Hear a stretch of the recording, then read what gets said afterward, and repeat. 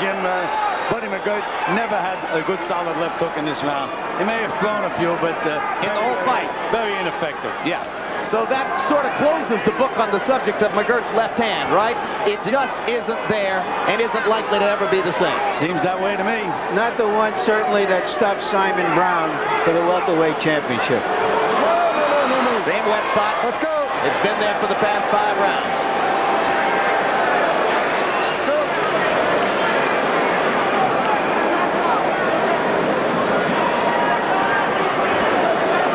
Maybe he had 4 bullets instead of 6 in his gun tonight.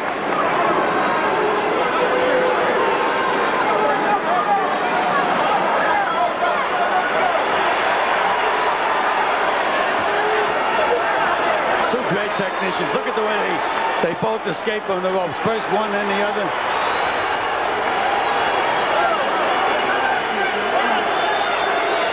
Less than 40 seconds now to what should be something more than just the obligatory embrace of mutual respect. These guys have fought 24 hard rounds with one another. They know each other in a way that only fighters can know each other. And if Buddy McGirt doesn't have full respect for Pernell Whitaker by now, and vice versa, then they just haven't been paying attention. What was that, Larry, that we just saw in the corner? I don't know.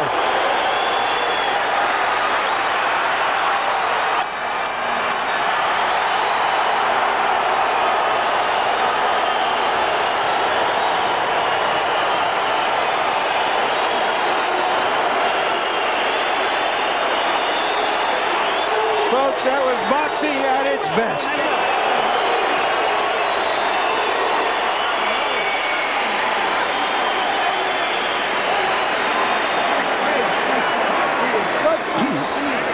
As good a fight as it was, I expected an even better one.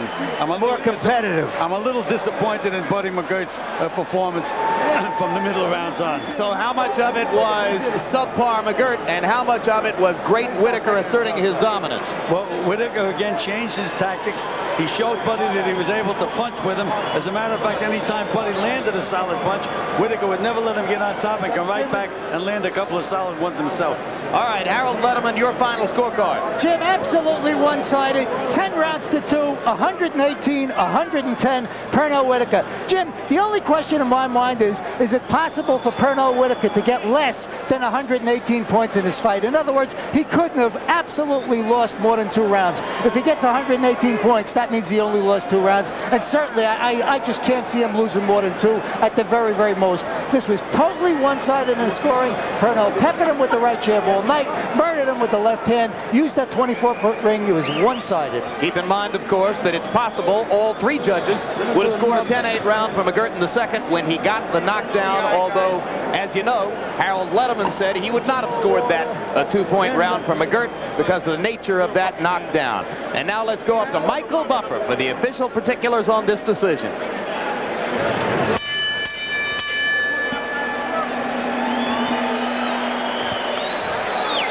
Ladies and gentlemen, we go to the scorecards. Steve Weisfeld scores the bout 117 to 110. Chuck Jappa scores at 117 to 113. And Rudy Ortega scores at 118 to 112 for the winner by unanimous decision and still heavyweight champion of the world, Pernell Whitaker.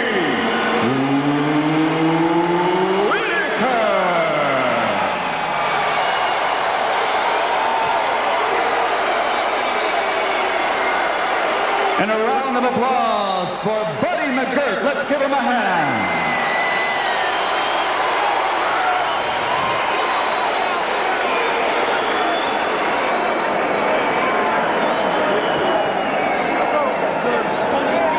So another victory for Pernell Whitaker.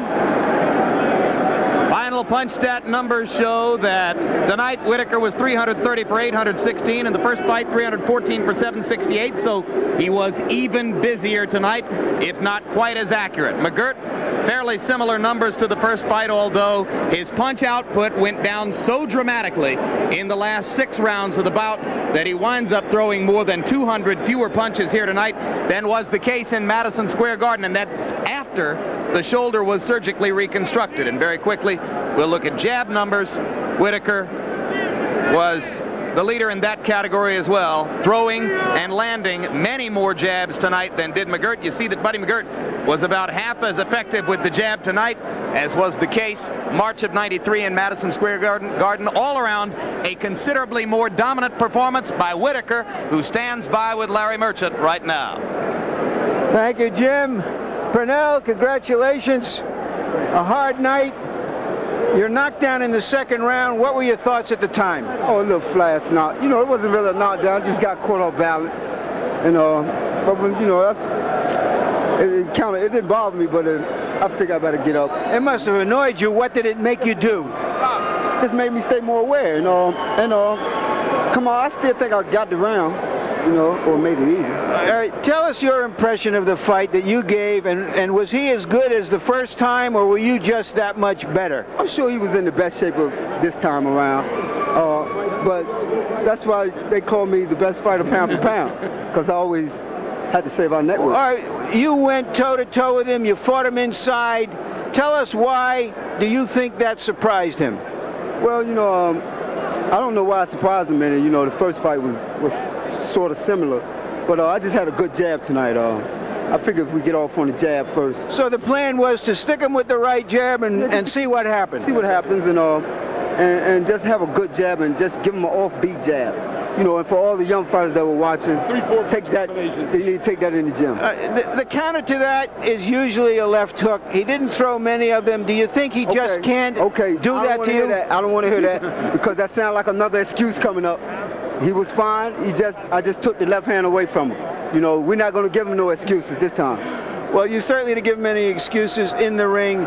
Pernell, tell us about your plans now. Who would you like to fight next? Who are you willing to fight next? It really doesn't matter. You know, as though the fans know and the public knows that, you know, there is nothing else Pernell Whitaker can do. But all I want, but if you're looking for it, you've talked about Chavez. You've talked about Terry Norris at 150 pounds, which surprises some people. Are you willing to test him? No, if I don't get Chavez in the next fight, then we'll do a whole lot of other considerations. You know, I don't think the public needs to wait 4 years for us to get back in there.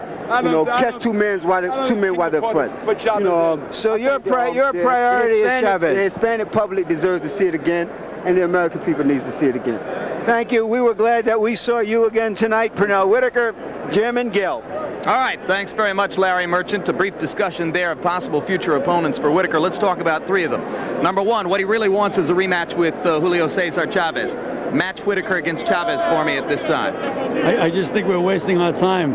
After watching Whitaker tonight, I don't think Chavez wants any part of him. I'm pretty sure Don King doesn't either. All right, what about Frankie Randall, who's become Chavez's persistent nemesis? Suppose Whitaker were to take a fight with Frankie Randall. Is he favored there?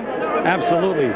Pernell Whitaker tonight wanted to prove that not only he's a great tactician, but a tough guy. He proved it to me. He out-toughed Buddy McGirt tonight.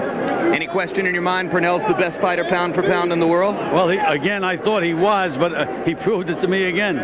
Would he be favored even against the heavy punching Terry Norris, 3 pounds north at 150 pounds? No, I don't think so. I think that Norris, with the 2 good hands that he has and the combinations that he throws, might be a little too big and strong for Pernell Whitaker. That'd be something to look forward to for sure. Let's go back to Larry. All right, I'm with Buddy McGirt. Buddy, it was a game fight. Was Pernell Whitaker just too much tonight?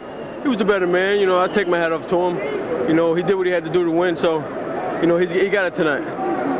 Let's take a look at the knockdown in the 2nd round, your description of it, and tell us what your feelings were at the time. Did you think you had him on the run? Well, you know, I was just waiting for that one time, and when I caught him, I got kind of tied up and was trying to knock him out. And he kept his game plan and kept boxing. So, you know, I can't take nothing from him. He did what he had to do, and he's a champ. He seemed to dominate the fight with his right jab. Were you unable to do anything with it? You know, there was times I could, times I couldn't. I was trying to look to land the bomb again, you know, after the first knockdown. You know, and that was it. I felt I had to knock him out, and that's what I was trying for. You're satisfied now that Pernell Whitaker is a great fighter. In your opinion, give us the fighter's view.